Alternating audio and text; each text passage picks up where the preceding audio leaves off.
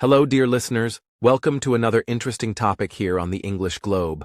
I'm Adam, and as always, I'm joined by my co-host, Julia. Today, we're diving deep into a topic that continues to shape global politics in ways we never imagined just a few years ago: Russia's foreign policy after the Ukraine invasion. What's next for President Vladimir Putin? And how is the world responding? Yes, hello everyone. Thank you for joining us. This is going to be a powerful conversation.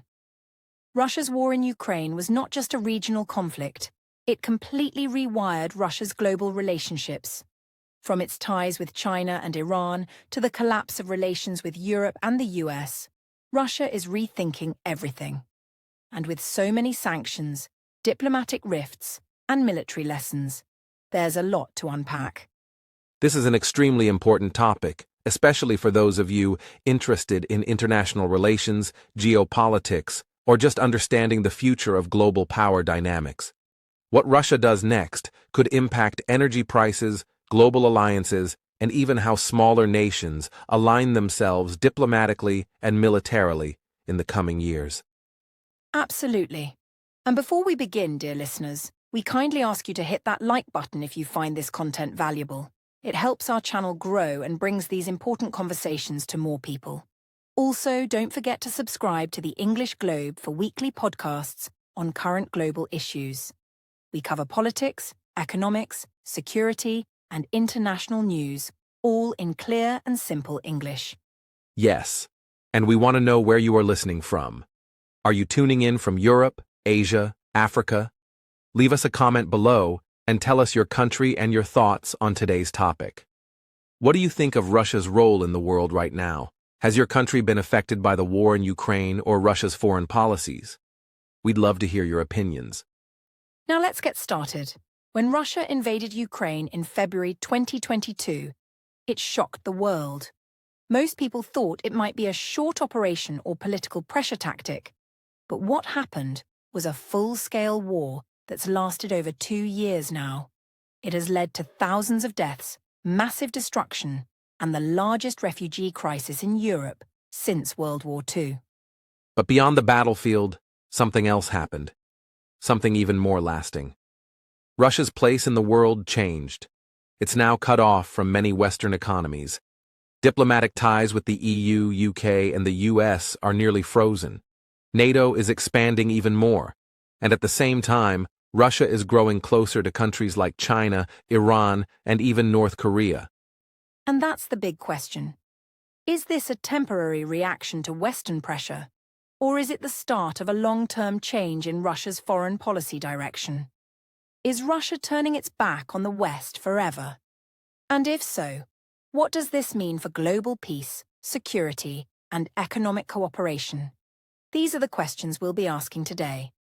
Throughout this podcast, we'll look at real-world sources, expert analysis, and recent political moves to understand what's really happening. We're not here to promote any side. We want to break it down clearly and help you understand what the future might hold for Russia and the rest of the world. It's also important to understand the mindset inside the Kremlin. What does Putin want now? Is he trying to build a new world order with countries like China and Iran? Or is he just reacting to being isolated? Understanding his goals is key to knowing what's next for Russia and for everyone else. We'll begin by taking a brief look back at Russia's foreign policy before the Ukraine war, because to understand what's changing, you have to know what came before.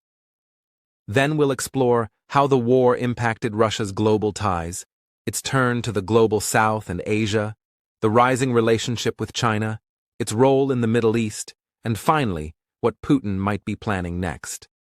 So get ready for a thoughtful, balanced, and in-depth conversation.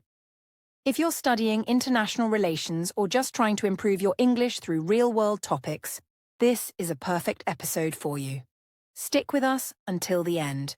We promise it will give you a new perspective on one of the biggest global stories of our time. All right, Julia, shall we begin the journey? Let's go.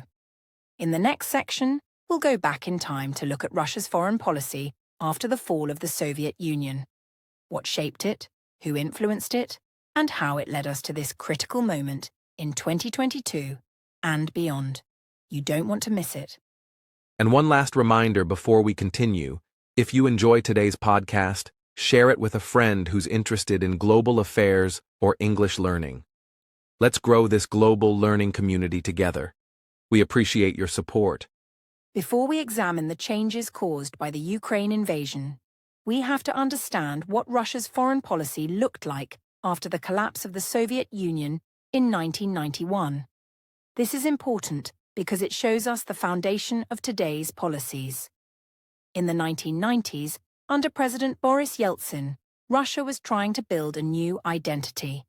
It was no longer a superpower, but it was still a large country with a big military and energy resources.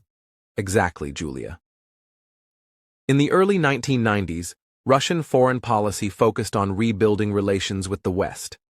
Russia needed financial support, and it hoped to integrate into Western institutions. There was even talk of Russia joining NATO at one point. However, this period didn't last long. Many Russians felt humiliated by the collapse of the Soviet Union and saw the West as taking advantage of their weakness. This feeling would grow stronger in the coming years. One major turning point came during NATO's expansion in the late 1990s and early 2000s. NATO welcomed many Eastern European countries that were once part of the Soviet bloc, like Poland, Hungary, and the Baltic states. Russia saw this as a threat, even though NATO said it was a defensive alliance. The idea that NATO was moving closer and closer to Russia's borders became a central fear in the Kremlin. Then came Vladimir Putin. He became acting president in 1999 and took full power in 2000. From the beginning, he wanted to rebuild Russia's strength, both at home and abroad. Putin believed that the West disrespected Russia and tried to keep it weak. He started increasing defense spending, strengthening the intelligence services, and using energy as a tool of foreign policy. Under Putin, Russia became more assertive. That's true. In the early 2000s, Russia still cooperated with the West on many issues. After the 9/11 attacks in the US, Putin even supported America's war on terror. But trust between Russia and the West slowly broke down. The wars in Iraq and Afghanistan, NATO's continued expansion, and the US withdrawal from arms control treaties all made the Kremlin more suspicious. Another key moment came in 2008 with the Russia-Georgia war. Georgia, a small country in the Caucasus, had a pro-Western government and was seeking NATO membership.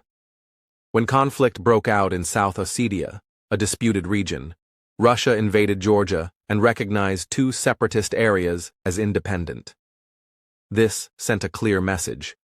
Russia would use force to stop former Soviet states from joining Western alliances. And it wasn't just about NATO. Putin also opposed what he called color revolutions, mass protests in post-Soviet countries like Ukraine, Georgia, and Kyrgyzstan that led to pro-Western governments. He believed these movements were supported by the West to weaken Russian influence.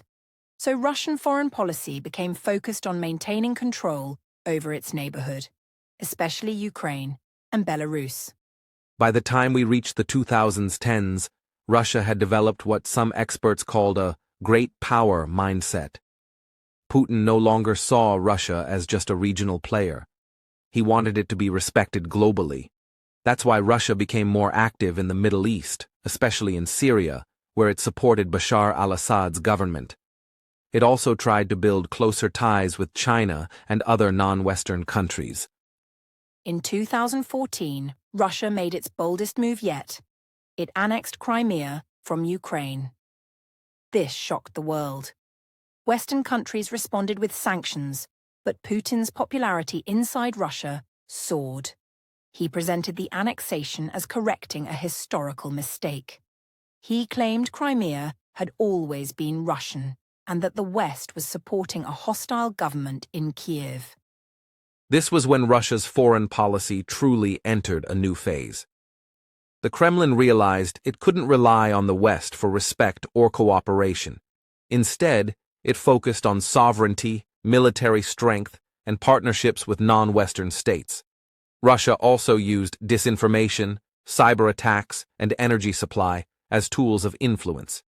It became a kind of hybrid power, part military, part energy, part propaganda. From 2014 to 2022, tensions kept growing. Ukraine moved closer to the West, building ties with NATO and the EU. Russia supported separatists in eastern Ukraine and kept increasing its military presence near the border. Meanwhile, Western sanctions hurt the Russian economy, but they didn't change the Kremlin's policies. Instead, Russia adapted, becoming more self-reliant and closer to China. Let's also talk about ideology. Putin started promoting a vision of Russia as a conservative sovereign nation, defending traditional values against what he called Western liberalism. He framed Russia as a protector of stability, religion, and national pride. This ideology influenced foreign policy, especially in how Russia presented itself to other conservative governments in Asia, Africa, and Latin America. So, by the time we reached early 2022, the situation was tense. Russia had built a narrative that NATO was surrounding it, that Ukraine was turning against it, and that the West was trying to weaken its influence. Putin gave long speeches about history, identity, and security. He seemed to believe that using force would protect Russia's future, even if it meant conflict with the West. And this is how we arrived at the invasion of Ukraine. It wasn't just about Ukraine, it was about Russia's place in the world, its fear of losing influence, and its desire to be respected again. The war was the result of decades of mistrust, broken promises, and geopolitical rivalry, but it also pushed Russia into a new and uncertain direction, one that we'll explore in the next sections. Yes, in the next part of our podcast, we'll examine how the Ukraine invasion became a turning point in global politics. We'll look at how it changed Russia's diplomatic, military, and economic strategies, and what consequences it brought for the world. Stay with us, because the next part is crucial to understanding what's really happening on the global stage. And don't forget, dear listeners, we want to hear your opinions. Do you think Russia's foreign policy before Ukraine was defensive, aggressive, or something in between? Leave your thoughts in the comments below. And make sure you're subscribed so you don't miss the next part of this deep dive. When Russia launched its full-scale invasion of Ukraine on February 24, 2022, it wasn't just a military operation. It was a political earthquake. Many experts didn't believe Putin would go that far. But when tanks rolled toward Kyiv, it became clear this was no limited conflict. It was a direct challenge to the post-Cold War order. Suddenly, every country had to rethink its position. The Kremlin called it a special military operation, but the world recognized it as a full invasion. Russia claimed it was protecting Russian speakers in eastern Ukraine and preventing NATO's expansion. But most analysts saw it as an attempt to bring Ukraine back under Moscow's influence. The message was loud and clear. Russia would use force to stop Ukraine from going westward. In the first days of the war, many believed Ukraine would collapse quickly. Russian forces advanced toward major cities.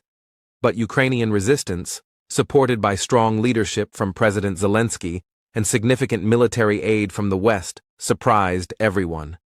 What was supposed to be a fast victory turned into a prolonged and brutal war of attrition. The impact was immediate and global. Countries across Europe, North America, and beyond condemned the invasion. The US, EU, UK, and their allies imposed severe sanctions on Russia, cutting off banks, freezing assets, banning tech exports, and restricting oil sales. These were some of the most coordinated and extensive sanctions in modern history. Russia was removed from SWIFT, the international banking system, which made international transactions extremely difficult. Major companies like McDonald's, Apple, and BP pulled out of the Russian market. Western airspace closed to Russian airlines. It was a massive blow to Russia's economy and international standing. Moscow was becoming isolated like never before. But at the same time, Russia also hit back with its own strategies. It reduced gas exports to Europe, sending prices soaring. It increased trade with China and India. It demanded payment for gas in rubles, which helped support its currency. So while Russia was under economic pressure, it wasn't completely collapsing. Instead, it was pivoting, looking for new allies and new markets. Militarily, Russia faced major setbacks. Ukrainian forces launched counteroffensives in the north, south, and east, regaining key territories. The Russian army suffered from poor logistics, low morale, and equipment losses. The conflict exposed weaknesses in the Russian military that many observers didn't expect.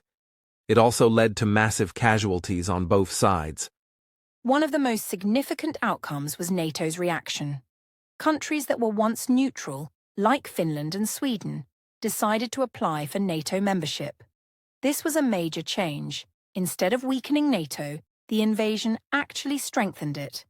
European defense spending increased sharply. Even Germany, known for its cautious military policy, announced a huge rise in defense investments. And the US returned to a leadership role in Europe, sending billions of dollars in military aid to Ukraine and expanding its troop presence in Eastern Europe. Meanwhile, countries in Asia, Africa, and Latin America responded in mixed ways. Some condemned the war, others stayed neutral, and a few supported Russia indirectly, especially those with anti-Western views. Let's also talk about the human cost. By mid-2023, millions of Ukrainians had fled the country, creating the biggest refugee crisis in Europe since World War II. Cities like Mariupol, Bucha, and Kharkiv saw horrific destruction. Civilian infrastructure, schools, hospitals, power stations were targeted. The war became not only a geopolitical conflict, but a deep humanitarian tragedy. The international legal system also responded. The International Criminal Court issued an arrest warrant for Vladimir Putin over war crimes, including the illegal transfer of Ukrainian children to Russia. It was a historic moment, showing that world institutions were trying to hold Russia accountable. But of course, enforcement is difficult, and Putin dismissed the warrant. Another unexpected consequence was the strengthening of Ukraine's national identity. Before the war, Ukraine had deep internal divisions, East versus West, Russian-speaking versus Ukrainian-speaking. But the invasion united the country in a way no one expected. Even Russian-speaking Ukrainians began rejecting Moscow. Putin, in trying to dominate Ukraine, actually made it more independent. Globally, countries started asking tough questions. What does the war mean for Taiwan and China? Will other major powers start using force to get what they want? Will global norms like sovereignty and territorial integrity survive? Suddenly, every region, from East Asia to the Middle East, was watching closely. This war became a test of the entire international system. Economically, the war created global shocks. Energy prices rose, especially in Europe, which had depended heavily on Russian gas. Food prices also spiked because Ukraine and Russia are major grain exporters. Countries in Africa and the Middle East that relied on cheap food imports faced higher costs and shortages. The war had effects far beyond Eastern Europe. In the information space, we also saw something unique: digital warfare. Russia used propaganda, disinformation, and cyber attacks. But Ukraine fought back with powerful online campaigns, viral videos, and tech innovation. Platforms like Twitter and Telegram became digital battlefields. Tech giants had to take sides, block state media, and fight fake news. And let's not forget the role of nuclear threats. Putin made repeated warnings about using nuclear weapons if Russia's territorial integrity was threatened. While many believed it was just rhetoric, it brought back Cold War fears. Suddenly, the world had to think again about nuclear risks and deterrence. The shadow of nuclear conflict was back. In the long term, this war changed how countries see security. Small nations realized they couldn't rely on international promises alone. Some began boosting their military budgets, others sought stronger alliances, and major powers like China and the US began reassessing their own strategies. The global balance of power was shifting, and not just in Europe. So, to sum it up, the Ukraine invasion was a turning point not only for Russia, but for the entire world. It challenged the existing order, exposed vulnerabilities, and forced every country to make hard choices. For Russia, it marked the beginning of isolation from the West and a deeper move toward Asia, the global South, and autocratic partnerships. Coming up in the next section, we'll explore what happened to Russia's relations with the West after the war began. How did its ties with Europe and the US fall apart? What sanctions are still in place? And how is Russia trying to survive without Western technology, investment, or markets? This is where we begin to understand Russia's foreign policy transformation. And don't forget to leave your thoughts in the comments. Do you think Russia achieved anything with the invasion? Or did it lose more than it gained? Your opinion matters. Also, share this podcast with friends who enjoy global politics or want to improve their English through real-world topics. Let's keep the conversation going. After the invasion of Ukraine, one of the most immediate and irreversible consequences was the collapse of Russia's relationship with the West. What had once been a tense but functioning diplomatic space completely fell apart. It wasn't just about disagreements, it became a full breakdown. Trade, dialogue, cooperation, even diplomatic presence were drastically reduced or ended. Before 2022, Russia still had diplomatic and economic relations with most Western countries. Despite tensions over Crimea and the war in eastern Ukraine, embassies stayed open, summits were held, and there were still some lines of communication. But the full-scale invasion of Ukraine was seen by the West as a red line crossed. It triggered a response unlike anything seen since the Cold War. Countries like Germany, France, the UK, and the US immediately condemned Russia and implemented sanctions. Russian diplomats were expelled from dozens of Western capitals. Many ambassadors were recalled. The G7 suspended Russia indefinitely, and NATO stopped all formal dialogue. The era of careful diplomacy was over. Moscow and Western capitals no longer trusted each other.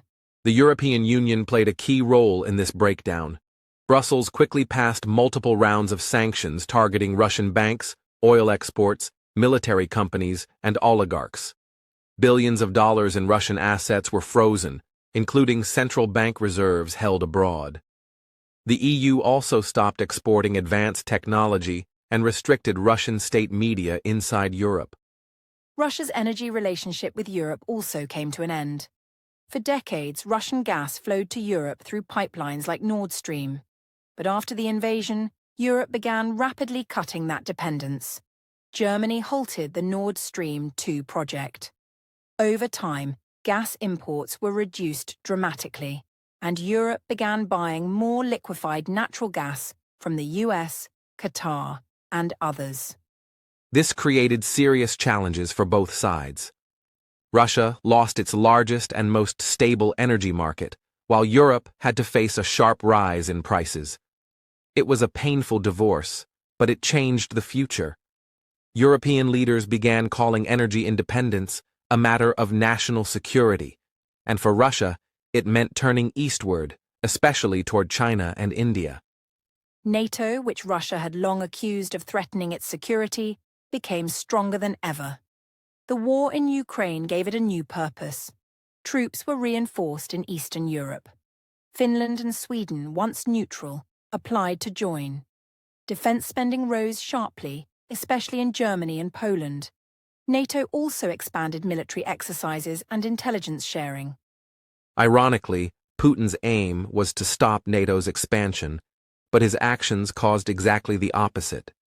His invasion united the alliance. It brought the US and Europe closer. It even revived NATO's political support among citizens, especially in countries that had previously been unsure about the alliance. The idea of a defensive shield against aggression became popular again. The US took a leading role in coordinating military aid to Ukraine and organizing sanctions. Washington deepened ties with Eastern European countries like Poland and the Baltic states. It also pressured other global powers to distance themselves from Moscow. The Biden administration saw this as a test of whether democracies could stand against authoritarian aggression. But for Russia, this response confirmed its worst fears. In Moscow's view, the West was using Ukraine to weaken and isolate Russia.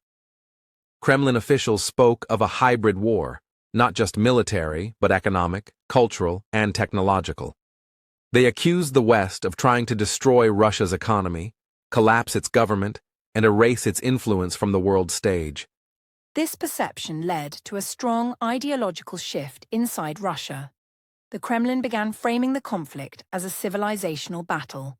Putin and top officials spoke of traditional values versus Western liberalism. They claimed Russia stood for faith, sovereignty, and stability, while the West represented chaos, moral decline, and neo-colonialism. It was more than politics. It became personal. Russian media followed this line closely. State-controlled TV, radio, and newspapers portrayed the West as hostile and corrupt. Anti-American and anti-European messages became common. Western culture, movies, books, and NGOs were restricted or banned. Russia began promoting a Ruski Mir, or Russian world ideology, focused on identity, religion, and Russian-speaking people abroad. Culturally and socially, this led to a deep divide.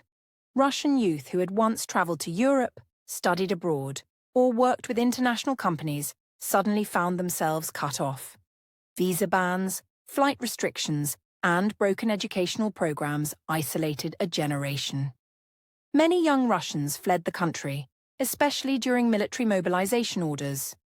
At the same time, the West also became more cautious. Visa policies were tightened. Russian investments were blocked. Cultural exchanges were canceled. Russian athletes, artists, and musicians were banned from events. The message was clear. Russia was no longer a trusted international partner. The Cold War wall wasn't just back, it was taller.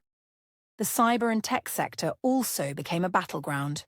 The US and EU restricted exports of chips, semiconductors, and advanced software. Major tech platforms blocked Russian propaganda channels. Russia responded by promoting its own internet rules, digital censorship, and domestic platforms. Tech decoupling became another layer of the divide. And don't forget the legal and academic fallout.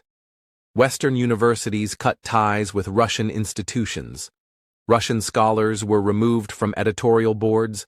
Cooperation in science, space exploration, and research projects was suspended. Even international sports and cultural bodies distanced themselves from Russia. Moscow became an outsider on many fronts. To fill the gap, Russia began focusing more on BRICS countries: Brazil, India, China, and South Africa. It promoted a narrative of a multipolar world, free from Western dominance.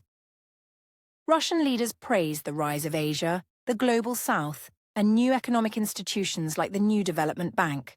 This was not just diplomacy, it was a new identity. So the collapse of Russia-West relations wasn't just a temporary crisis, it became a structural shift. The bridges built in the 1990s and 2000s were burned. Both sides are now building new alliances, new strategies, and new global visions. The West is strengthening its democratic coalition. Russia is aligning with anti-Western powers. The division is deep and long-term. In our next section, we'll dive deeper into Russia's pivot toward Asia and the Global South. We'll examine how Moscow is rebuilding its foreign policy by seeking new partners, new trade routes, and new influence outside the Western sphere. Can Russia create a new network of alliances strong enough to replace the West? That's what we'll explore next. Julia, we've explored Russia's pivot to Asia and its growing ties with China, but I think it's time we dive into a topic many Western analysts are keeping a close eye on: Russia's strategic involvement in the Global South, especially Africa and Latin America. It seems like Putin is trying to spread Russian influence wherever the West isn't looking, or is too distracted to counter effectively. Exactly, Adam. and it's fascinating how Russia is using its diplomatic, economic, and military tools to build relationships with nations that are either disillusioned with the West or see opportunities in partnering with a power that offers an alternative model. Take Africa, for example. The Kremlin has made serious inroads in recent years, particularly through military support and arms deals. Yes, the Wagner Group's role is crucial here. Even after the death of Yevgeny Prigozhin, Russia's paramilitary presence in Africa hasn't diminished. In fact, many of those operations have simply been absorbed more formally into Russia's defense or intelligence apparatus. They offer security services, support local regimes, and gain access to mining rights in countries like Mali, the Central African Republic, and Sudan. And let's not forget, Adam, that this presence isn't just about profit or short-term influence. It's strategic. By embedding itself in Africa, Russia is creating long-term relationships that translate into votes at the UN, favorable trade agreements, and geopolitical leverage. When Western nations sanction Russia, Moscow can rely on these alliances to soften the economic blow and challenge Western narratives globally. That's a key point. And we're seeing the same trend in Latin America. Countries like Venezuela, Cuba, and Nicaragua have long-standing ties with Moscow, but now Russia is reaching out to Brazil, Bolivia, and even Mexico in subtle ways, selling fertilizer, offering military equipment, or providing political backing in international forums. There's also an information warfare element at play. Russian media like RT, Russia Today, and Sputnik have expanded their reach in multiple languages, especially in Spanish and French-speaking regions, often presenting Moscow's version of global events. It's all part of soft power projection, creating a perception of Russia as a global alternative to the West. Soft power with a hard edge, though. Because while Russia offers trade and media, it's also offering weapons, cyber cooperation, and even nuclear deals. We've seen Rosatom, Russia's state nuclear company, striking agreements in Africa for nuclear power infrastructure. It's not just about influence anymore. It's about embedding Russia into the core of these countries' development plans. It's interesting to see how this contrasts with the West's approach. The US and EU often attach conditions to their aid: democracy, transparency, human rights. Russia comes in with a no-questions-asked policy. That appeals to regimes that feel threatened by Western criticism or sanctions. Right. And this aligns perfectly with Putin's vision of a multipolar world. He wants to weaken the unipolar dominance of the West and promote an alternative global order, one where Russia is seen not as isolated, but as a great power among many. And that's why the Global South is such a critical battleground for influence. Adam, you mentioned earlier how Russia is using this strategy to secure favorable votes in the UN. That's absolutely true. In key UN General Assembly votes condemning Russia's actions in Ukraine, dozens of African and Asian countries either abstained or voted against. That shows just how effective this diplomacy has been, or at least how successful Russia has been in avoiding full isolation. And to be fair, some of those votes reflect frustration with Western double standards. Many of these countries see Western interventions in Iraq, Libya, or Afghanistan, and wonder why similar actions didn't provoke the same kind of global outcry. Russia exploits that sentiment very effectively, framing itself as the champion of sovereignty and anti-imperialism. But there's also a more transactional logic. Russia offers military training, subsidized wheat, or infrastructure deals, and in return gets loyalty, or at least silence, on the international stage. It's a give and take that's hard for some poorer nations to resist, especially when faced with economic crises or civil unrest. It raises the question, is this sustainable? Russia's economy is under strain from sanctions. How long can it keep offering these kinds of deals? There's already evidence that Moscow is prioritizing short-term loyalty over long-term investment. Some African governments are starting to ask whether the Russian partnership delivers real value or just political rhetoric. That's a fair question. and I think the answer lies in the next few years. If Russia can convert its influence into tangible returns, like reliable access to resources, military bases, or economic corridors, then this outreach strategy will be seen as a long-term success. If not, it might unravel, especially if China starts competing for the same space more aggressively. Speaking of China, I think we should soon touch on how Russia's assertiveness in the global south sometimes overlaps or even clashes with Chinese ambitions. While they're cooperating in many areas, they're also rivals for influence in Africa, Central Asia, and even parts of Latin America. Absolutely, that's a key angle we'll cover in the next section. But before we move on, Adam, one last thought. The importance of perception. In the global south, the war in Ukraine isn't seen in black and white. Russia's media, combined with local skepticism toward the West, creates a complex narrative. Understanding that helps explain why Moscow is still building global support despite international condemnation. Brilliant insight, Julia. So, dear listeners, we've now taken a deep look into how Russia is shifting its foreign policy towards Africa and Latin America, not just as a fallback, but as a calculated strategy to challenge Western hegemony and build global influence. But how does this affect the balance of power between Moscow, Washington, and Beijing? We'll unpack that in Section 6, so stay with us. And again, don't forget to like this episode, subscribe to the English Globe, and drop us a comment. We'd love to know where you're tuning in from and what you think of Russia's growing presence in the global south. Julia, now that we've explored Russia's military, political, and economic pivots post-Ukraine, I think it's time we dive into one of the most significant elements of Putin's foreign policy transformation, Russia's eastward pivot. This isn't just a temporary move. It seems to be a long-term strategy. After years of building ties with the West, Russia is now increasingly aligning itself with China and other Asian powers. What do you think is driving this change? You're absolutely right, Adam. This pivot to the east is not just reactive, it's strategic. One of the major drivers has been Western sanctions. As Europe and the US tightened economic restrictions on Moscow, Russia had to look elsewhere to sustain trade, energy exports, and diplomatic partnerships. Naturally, China became the most promising alternative. Not only is China the world's second-largest economy, but it's also been willing to engage with Russia despite global pressure.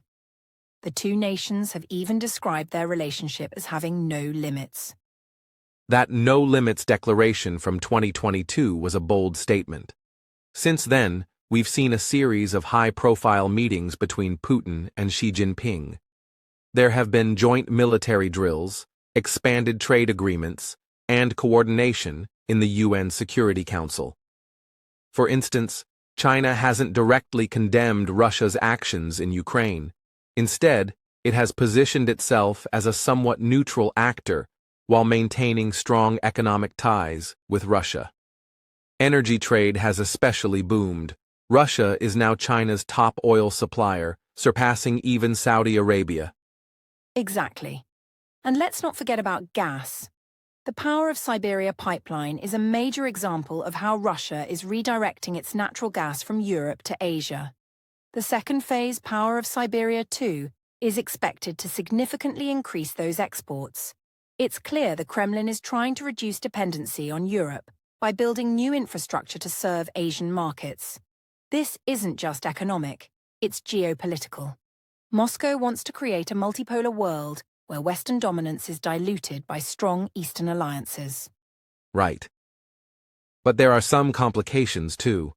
Despite the growing ties, the Russia-China relationship isn't fully equal. Russia's economy is smaller and more dependent on energy exports, whereas China holds the upper hand in manufacturing, technology, and capital. Some analysts argue that Russia is becoming the junior partner in the relationship. That might not sit well with all Russian policymakers, especially those who remember the Soviet Union's position as a superpower. That's a valid concern. There's a fine line between strategic partnership and dependency. Russia doesn't want to trade one form of dependency, for example on Western finance, for another. That's why it's also expanding ties with other Asian nations like India, Vietnam, and even North Korea. India has increased its oil imports from Russia significantly, purchasing crude at discounted rates. And with Vietnam, there's cooperation on defense and energy, particularly in offshore oil exploration. Those ties show that Russia is trying to diversify its Asian engagement, not just rely on Beijing. Also, within the Shanghai Cooperation Organization, SCO, and BRICS, Russia is building multilateral platforms to counterbalance Western institutions like NATO and the EU. These organizations help Moscow project soft power and foster new economic networks. Russia's participation in the Belt and Road Initiative, although limited, is also part of this strategic realignment. And let's not overlook the cultural and educational diplomacy happening too.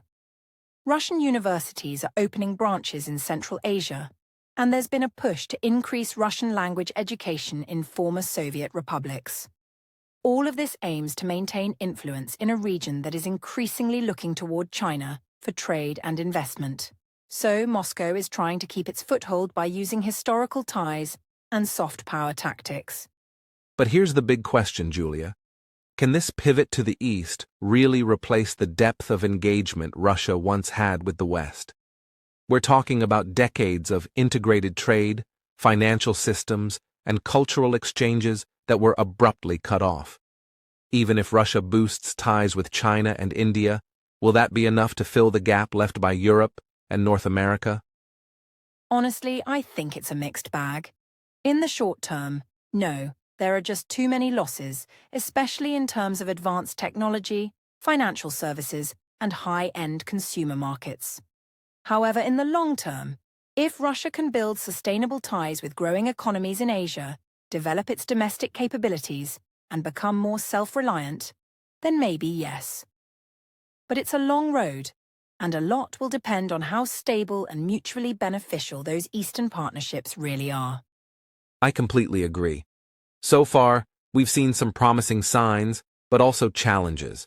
The eastward pivot offers opportunities, but it also places Russia in a complex web of dependencies and geopolitical tensions, especially with rising rivalries in Asia. We'll need to watch closely how this strategy evolves, especially as new players emerge and global power dynamics shift. In the next section, we'll explore how Russia's foreign policy is unfolding in the global South, Africa, Latin America, and beyond. Now, Julia, let's turn our attention to another vital shift in Russia's foreign policy after the Ukraine war: its pivot to Asia and the global South. As Western sanctions have intensified and diplomatic ties with Europe and North America have largely collapsed, Moscow has reoriented its geopolitical gaze toward Asia, Africa, and Latin America. This is not just a symbolic gesture. It reflects a strategic calculation to diversify alliances, secure new markets, and challenge what the Kremlin perceives as a Western-dominated international order. Absolutely, Adam. We're seeing a clear reconfiguration in Russia's diplomatic outreach. One major player here is China. The partnership between Russia and China has deepened significantly since the Ukraine invasion. Xi Jinping and Vladimir Putin have met multiple times since 2022, and their countries have conducted joint military exercises, expanded energy cooperation, and coordinated positions on international platforms like BRICS and the Shanghai Cooperation Organization. While the relationship isn't entirely balanced, Russia is increasingly becoming the junior partner. It provides Putin with an important diplomatic buffer. That's a critical point. Russia is now the biggest supplier of oil to China, even surpassing Saudi Arabia. After losing access to European energy markets, Moscow needed a major buyer, and Beijing filled that vacuum. In 2022 and 2023, energy exports to China surged, with natural gas shipments via the Power of Siberia pipeline playing a key role. Now there are discussions about building Power of Siberia 2, which would run through Mongolia, allowing even more Russian gas to reach northern China. Let's not forget India either. Despite its ties with the US and being part of the Quad alliance, India has dramatically increased its imports of discounted Russian oil since 2022. This move is less about ideology and more about pragmatism. India needs affordable energy, and Russia needs buyers. But Moscow is also trying to draw Delhi closer strategically, offering military cooperation, joint ventures, and even encouraging India to settle trade in rubles and rupees instead of US dollars. It's also worth noting the growing presence of Russia in Africa. The Wagner Group, despite its leadership turmoil after the death of Yevgeny Prigozhin, has been a key tool in Russia's African policy. They've provided security services to governments in Mali, the Central African Republic, and Sudan, often in exchange for access to mineral resources. Russia also held its second Russia-Africa summit in St. Petersburg in 2023, where Putin promised grain, debt relief, and military cooperation to various African nations. The goal is clear: to build influence in regions where Western presence is shrinking or contested. Yes, and we're also seeing Russia increase engagement in Latin America. Countries like Venezuela, Nicaragua, and Cuba have long-standing ties with Moscow, and these relationships are being renewed and expanded.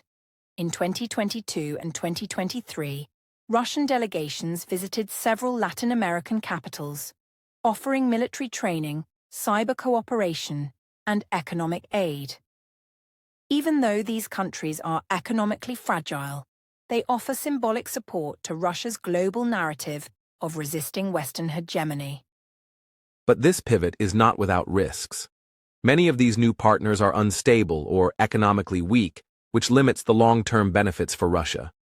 Moreover, countries like India and China are fiercely independent and won't simply follow Russia's geopolitical lead.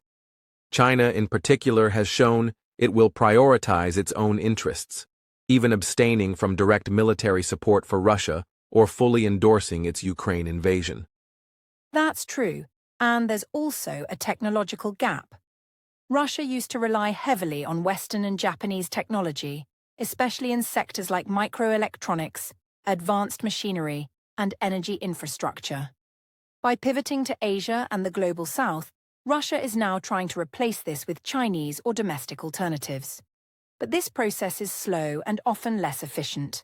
The question remains whether this pivot can really compensate for the enormous economic and technological losses caused by its isolation from the West. We also need to talk about BRICS.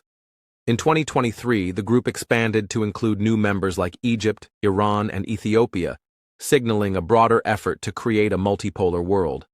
Russia has enthusiastically supported this expansion, seeing BRICS as a way to counterbalance Western-led institutions like the IMF and the World Bank. With its 2024 BRICS chairmanship, Russia is expected to push further for de-dollarization and new trade mechanisms.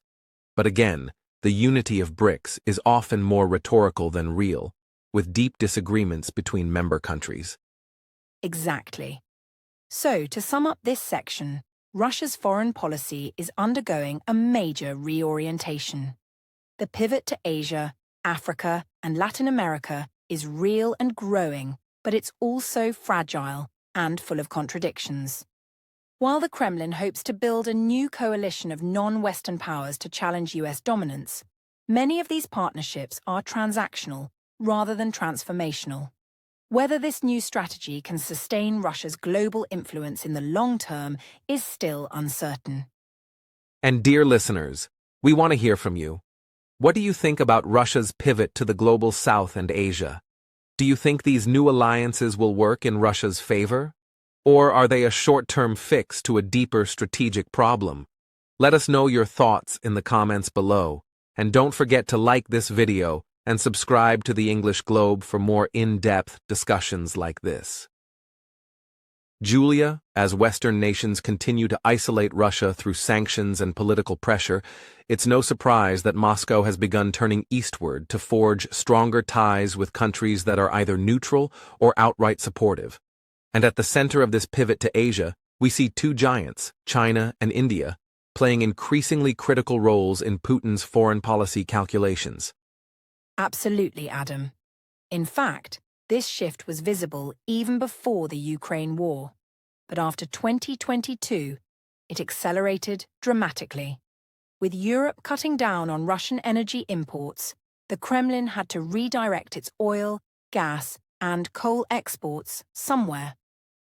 That somewhere became primarily China and India. In 2022 and 2023, India's imports of Russian crude oil surged by over 1,000%, making Russia one of its top suppliers. China, meanwhile, not only maintained its energy trade with Russia, but expanded it significantly. That's right. According to data from the International Energy Agency, China became the largest single buyer of Russian fossil fuels in 2023. And it wasn't just about oil and gas. Trade between Russia and China reached a record $240 billion in 2023, up nearly 30% from the previous year. That's a massive economic lifeline for Putin's government, which is struggling to offset losses from the European market.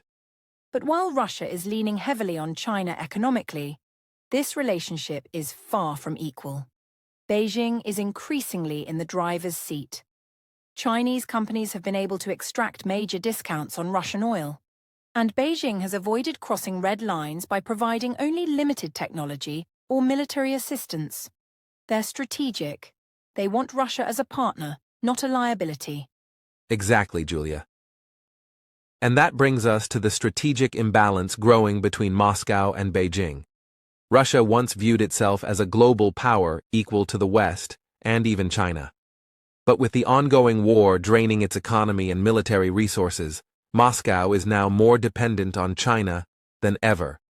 And while China welcomes a weakened Russia to counterbalance the US, it's cautious about being seen as too closely aligned, especially when it comes to direct military support. Meanwhile, India's relationship with Russia is a bit more nuanced. India has maintained its traditional military and diplomatic ties with Moscow, dating back to the Cold War. But New Delhi is also deepening its relationships with the West, including the US, Japan, and Australia through forums like the Quad. So while India continues to buy Russian oil and military hardware, it's not completely in Russia's corner. Yes, and India's balancing act is crucial. They want to ensure energy security and maintain their long-standing defense partnership with Russia, but they also want to avoid alienating the West, especially as tensions with China grow. Russia sees India as a major counterbalance to China's dominance in Asia, but the reality is that India is hedging its bets very carefully. Beyond China and India, Russia has also been strengthening ties with other parts of Asia, including Iran, North Korea, and even some Southeast Asian countries.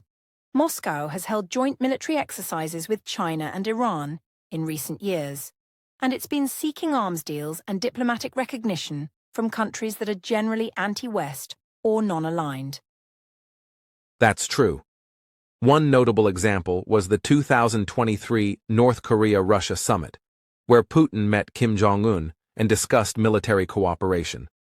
While details remain secretive, reports suggest Russia is seeking ammunition and artillery from North Korea to support its war in Ukraine in exchange for food, fuel, or possibly even satellite technology.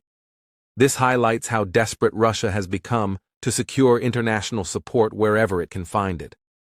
And let's not forget BRICS: Brazil, Russia, India, China, and South Africa. Moscow has been pushing for the expansion of BRICS as an alternative platform to Western-led institutions like the G7 or NATO. In 2024, BRICS welcomed new members, including Iran, Egypt, and Ethiopia, with Russia playing a central role in that diplomatic effort. Right, and Putin wants to frame this as the rise of a multipolar world, a global order where the West no longer dominates. But critics argue that this is more rhetoric than reality. The economic powerhouses of BRICS, especially China and India, have divergent interests, and they're not always aligned with Russia's agenda. Still, the BRICS narrative helps Russia maintain a sense of international relevance, and in diplomatic terms, it shows that Russia isn't entirely isolated. Countries in the global south have been hesitant to fully condemn Russia's actions in Ukraine, partly because they see Western hypocrisy, such as past interventions in Iraq or Libya, and partly because they still need Russian resources. So what we're seeing is a broad, multi-layered shift in Russia's global engagement. The West has largely closed the door, so Russia is knocking on others: China, India, Iran, the global south. But these relationships are more transactional than strategic. They help Putin survive in the short term, but they don't necessarily restore Russia's superpower status. And if anything, they reveal a new reality: that Russia is increasingly a junior partner in its alliances. Whether it's playing second fiddle to China or begging North Korea for artillery, this isn't the kind of global leadership that Putin envisioned when he launched his foreign policy crusade. It's a fascinating and dangerous shift, Julia. Russia is betting on a new world order forming out of the chaos of war. But whether that bet pays off, or whether it leads to further isolation and decline, is still up in the air. In our next section, we'll talk about how Russia's military posture is evolving and what this means for global security, especially in regions like the Arctic, the Middle East, and the Indo-Pacific. Yes, don't go anywhere, listeners. The next section is critical to understanding what Russia might do next, not just in Ukraine, but across the globe.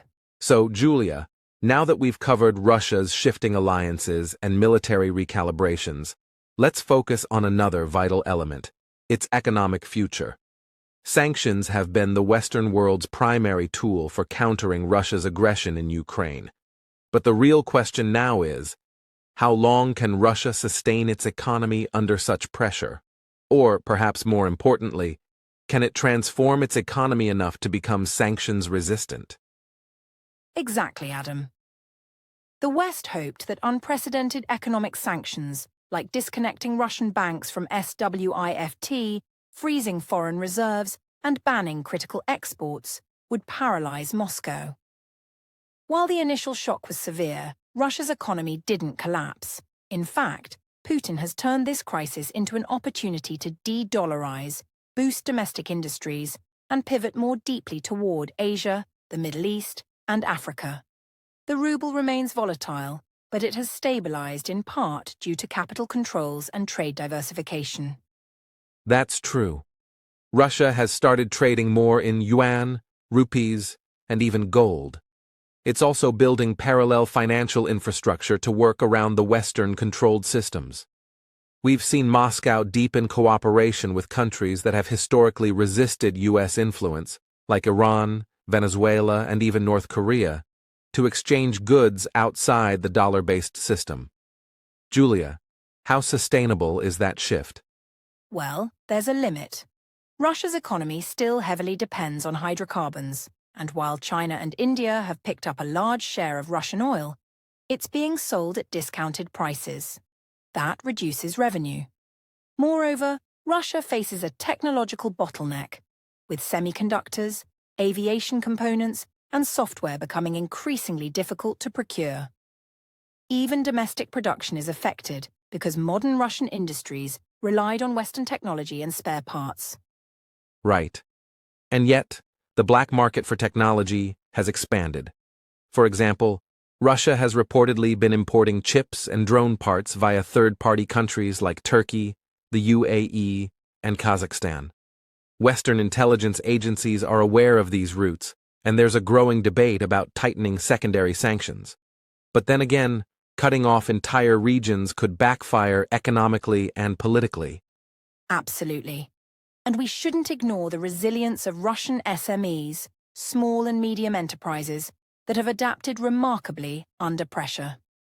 Russia is pushing a kind of economic nationalism, offering subsidies and support to domestic producers, particularly in agriculture, defense, and digital infrastructure. Import substitution is a major policy goal now. Still, it will take years to fully replace the Western goods Russia has lost access to. And we're also seeing Russia re-engage former Soviet republics economically, not just politically. The Eurasian Economic Union, EAEU, is one such vehicle. By offering cheap energy and easier access to Russian markets, Moscow is trying to retain influence over Armenia, Kazakhstan, Belarus, and others. At the same time, though, some of these neighbors are growing wary of becoming too dependent on a sanctioned economy. That's an important point. Even within the EAEU, there's hesitation. Countries want to benefit from access to Russian markets, but avoid becoming targets of secondary sanctions. So while Russia builds this parallel economic system, it doesn't enjoy full trust from even its closest partners. China, for instance, has been cautious not to cross red lines that might attract Western penalties, especially in sectors like finance and semiconductors. So what does this mean for the future? If sanctions remain long-term, and many likely will, Russia has two options: either reform and innovate internally to grow self-reliant, or increasingly align with non-Western power structures. That could mean a tighter bloc with BRICS, OPEC+, or even creating alternative banking systems like SPFS, Russia's SWIFT alternative, and MIR, its answer to Visa and MasterCard.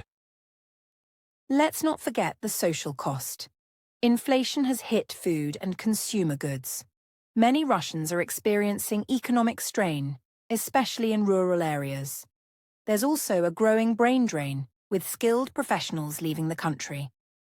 Over 700,000 Russians reportedly emigrated in 2022 alone, many of them in IT, finance, and medicine, sectors crucial for modernization. Yes, and that's where the contradiction lies. The Kremlin talks about a technological leap forward, but losing your best minds makes that difficult. Meanwhile, Russia is trying to lure them back with tax cuts, real estate offers, and patriotic appeals, but success has been limited so far. Still, Adam, let's acknowledge that sanctions haven't achieved regime change, nor have they ended the war. They have hurt the Russian economy, but not broken it. In fact, some would argue that sanctions are forcing Russia to build economic sovereignty, albeit at great cost. And this brings up a broader dilemma. Are sanctions truly strategic tools, or just symbolic responses? A big question, Julia. So listeners, we've talked about how Russia is economically adapting to global isolation, forming new trade routes, pushing domestic production, and trying to build a sanctions-proof system. But can these measures work in the long run without meaningful economic reform and technological progress? And how will global markets respond to a permanent dual economy, one led by Western norms and another emerging from the global South Russia-China nexus? That's a future that may reshape the rules of global trade, finance, and even economic power. Julia, as we move toward wrapping up today's incredibly rich discussion, I think we must address the bigger question that everyone has on their minds. What are the possible future scenarios for Russia's foreign policy post-Ukraine, and how will this shape global politics? That's the heart of the matter, Adam. The war in Ukraine has redefined Russia's role on the world stage, not just diplomatically, but economically, militarily, and ideologically. One possible path for Russia is continued isolation, a scenario where the Kremlin doubles down on anti-Western narratives, maintains strong ties with countries like Iran, North Korea, and China, and builds an alternative global alliance system away from the West. If this happens, we may see a more fragmented world order, with the global South playing a larger balancing role between East and West. And in that scenario, Russia could deepen its influence in regions like Africa, Latin America, and parts of Asia, not only with energy deals, but also with military cooperation, information warfare, and even infrastructure investments. It's a pivot from traditional diplomacy to strategic realignment with countries that are disillusioned with Western dominance. Exactly. But there's another potential scenario, one where internal pressures force Russia to reassess its strategy.